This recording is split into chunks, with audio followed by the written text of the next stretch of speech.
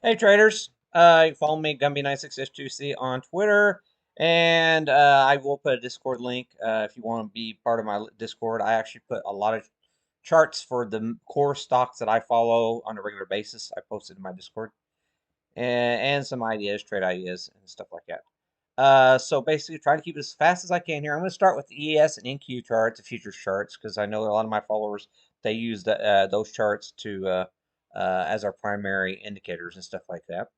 So basically, ultimately, we're targeting the 4100 area here on ESs. Basically down here. This is a 50% retracement of this entire run up. Okay. So bottom line is you're looking at about the 51, 40, 67, 40, 80 area. That'd be ideal if we came down that.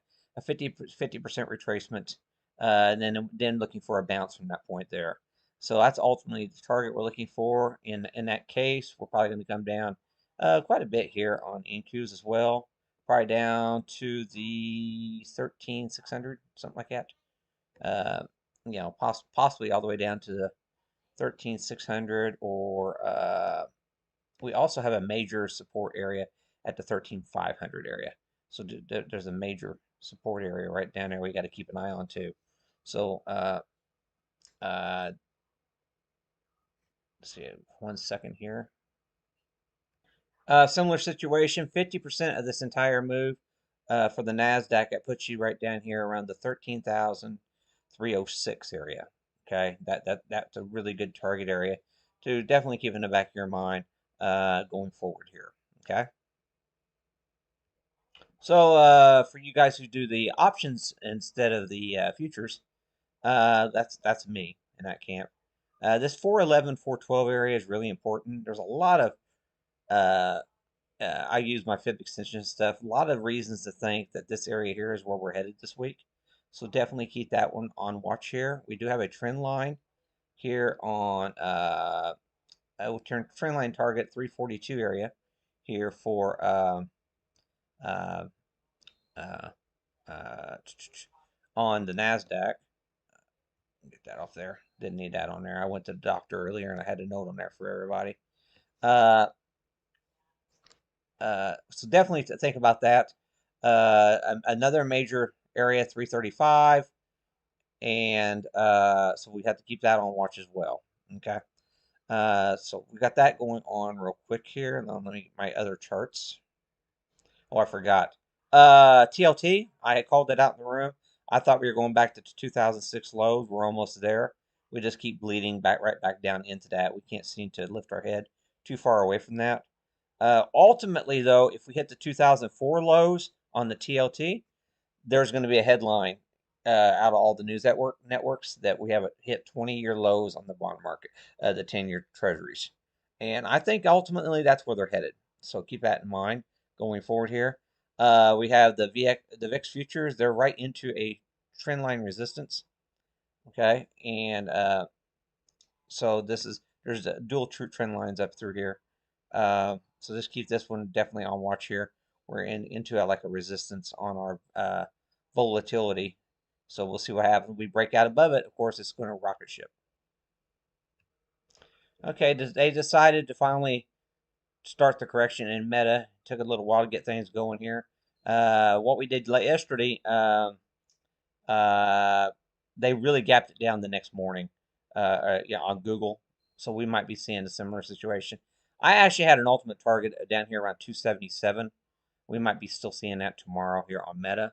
Um, in today's session, Microsoft, price action on that. We came right into 3-year resistance, and the weakness in the market, it just could not hold up under the strain.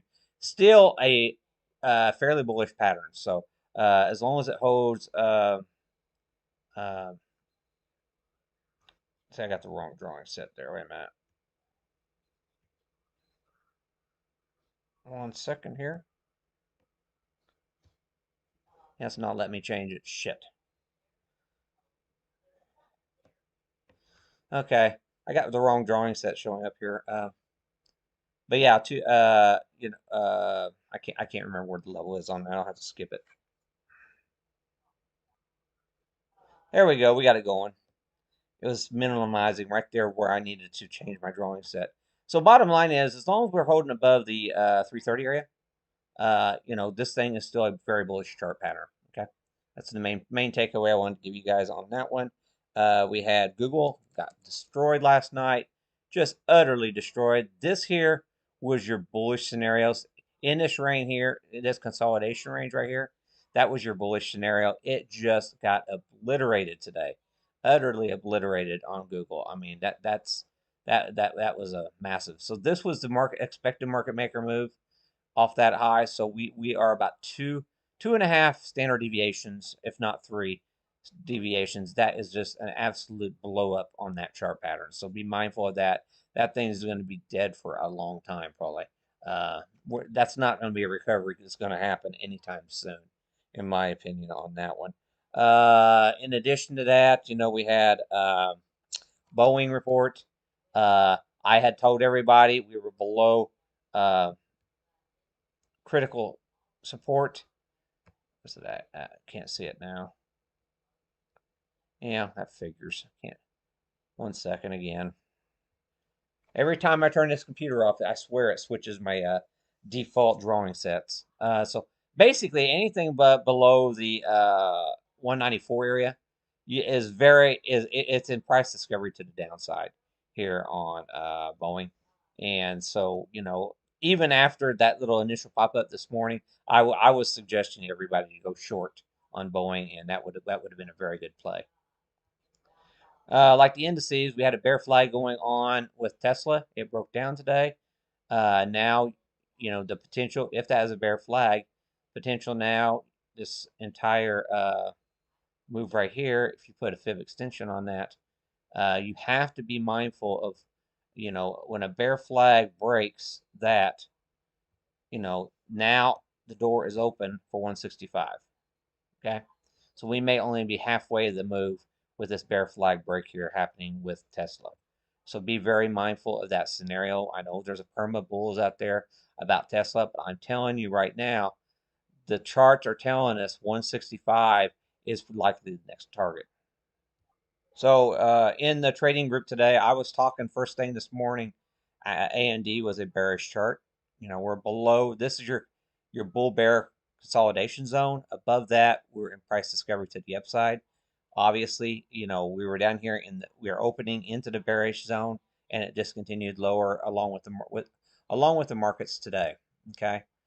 Uh, so so that one there, that's a little bit harder to figure out. So basically what you can do, we broke this level right here. You can just put a fib extension on that to the bottom of that break right there. And there you go, $85. No, that's further than that. You're looking down $82. So we're looking potentially, if this continues, an $82 move here on AMD would be your next target potential here if this continues to play out. Let's see here, what else?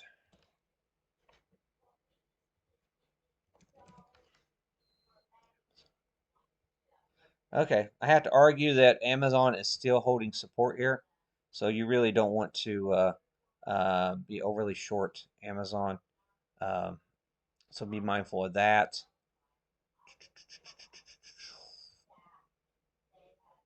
Okay, yeah, I guess we are after hours looking below that critical support area, so keep an eye on that here on Amazon.